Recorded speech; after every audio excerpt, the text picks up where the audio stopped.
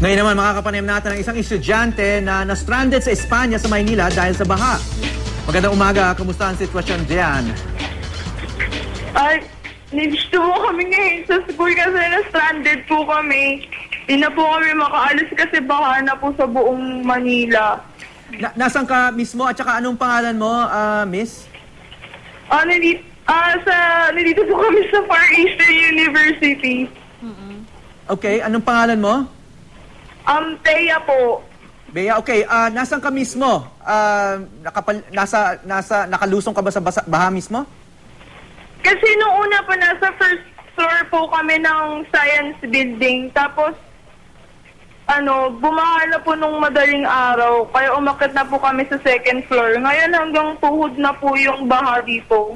So hanggang tuhod sa second floor ng building sa FEU? Hindi po.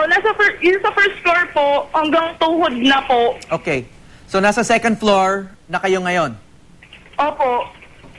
Okay. Marami ba kayo dyan? Nasa 39 daw po. Yung iba lumusong na po sa baha. Anong abiso sa inyo, sa mga estudyante ng administration? Kasi po, hindi na po kami makasakay kagabi. Tapos marami pong nag-group text na nag-accommodate daw po sila ng stranded students dito sa loob ng school. Tapos kinuha lang po yung mga pangalan namin. Tapos sabi, pagbibigay daw po ng pagkain. Kasi nagre-request na rin po kami ng pagkain kasi nagugutom na kami. Tapos basang-basa na rin po kami. Wala po kaming mga kumot. Thea, si Lala to, no? So kagabi pa kayo nariyan. Sino yung mga grupo na nagbigay sa inyo ng pangakong bibigyan kayo ng pagkain at ayuda? Kasi yung nandito po ngayon yung mga... sa pagkakaalam po, ang kumausap po sa amin yung mga security po eh. Wala bang administrators dyan ngayon sa eskwelahan? Hindi po talaga namin alam kasi hindi na po kami nakakalabas ng room eh. Nagdeklara na kasi ng walang pasok. So kagabi pa kayo na stranded. Hindi na kayo nakauwi. Pero kasi po 6 o'clock po nag-declare. Parang lahat po sa alam ko po, yung mga schools sa paligid namin, maaga sila nag-declare. Sa amin po 6 o'clock na. So kayo ba'y magkakaklase na stranded dyan? Kayo ba'y may komunikasyon sa inyong mga bakulang? Baka yung nag-aalala na sila?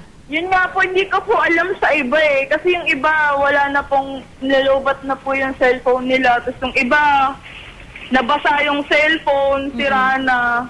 Pero kayo naman ay... kuryente dito. Kaya panghuli lamang, kayo na may ligtas na nandyan lamang sa loob ng eskwelahan. Opo, nandito lang po kami kasi lang yung ibang kasama po namin. Parang nauuhaw na. Okay. Kaya si Howie Severino ulit ito, no? Opo. Sabi mo kasi low bat na yung mga cellphone ng mga kasama mo. Nakaalam ba ng mga magulang nila kung nasan kayo ngayon?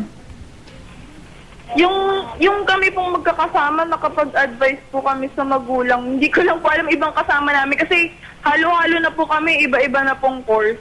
Meron ka bang kasama ngayon dyan na gustong magbigay ng mensahe para sa mga magulang para masabi lang na ligtas ang sitwasyon? Gusto niyo bang mag-advise?